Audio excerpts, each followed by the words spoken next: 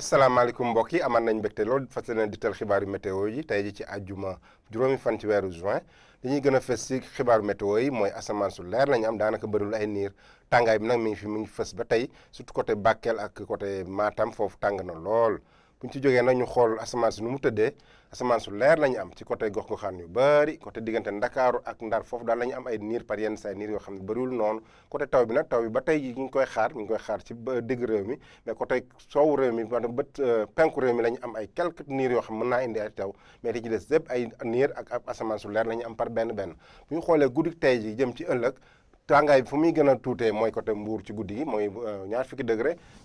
ñett ñu am ko fa la ñu Ndakaaru ñaar fukki degré ñaar ñu am ko Thiès ñaar fukki degré ñett ñu am ko diggante Louga ak Ndar ñaar fukki degré juróom ñu mu am ko Diourbel boo demee ba côté Ziguinchor am ñaar fukki degré ñeent ñaar fukki degré juróom benn ñu am ko Sédhiou ak Kaolack Kaffrine am ñaar fukki degré juróom ñaar moom ak Kolda bu ñu demee ba ca kaw côté Podor na am ñaar fukki degré juróom ñaar fanweer degré ñett ñu am ko Matam mais Bakel moo jël rogaadu parce que na am fanweer degré juróom Tambacounda ñaar fukki degré juróom ñett Kédougou ñaar fukki degré juróom-ñeent bu ñu demee ci bëccëg gi maanaam samedi ci bëccëg juróom benn fan ci weeru juin dañuy gën a xool mooy tàngaay fu muy gën a tuutee mooy Ndakaaru mu am ñaar fukki degré juróom-ñett boo leen xoolee bu baax diggante Matam Bakel ak Ndakaaru Bakel maanaam tàngaay bi muy tàng ci bëccëg gi moom la ñu am lu ko gën a yées Ndakaaru donc Ndakaaru péex mi ngi fi ba tey bu ñu demee ba ci Mbour na am fanweer degré juróom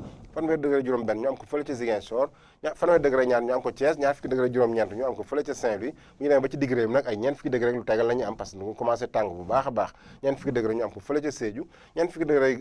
juróom ñu am ko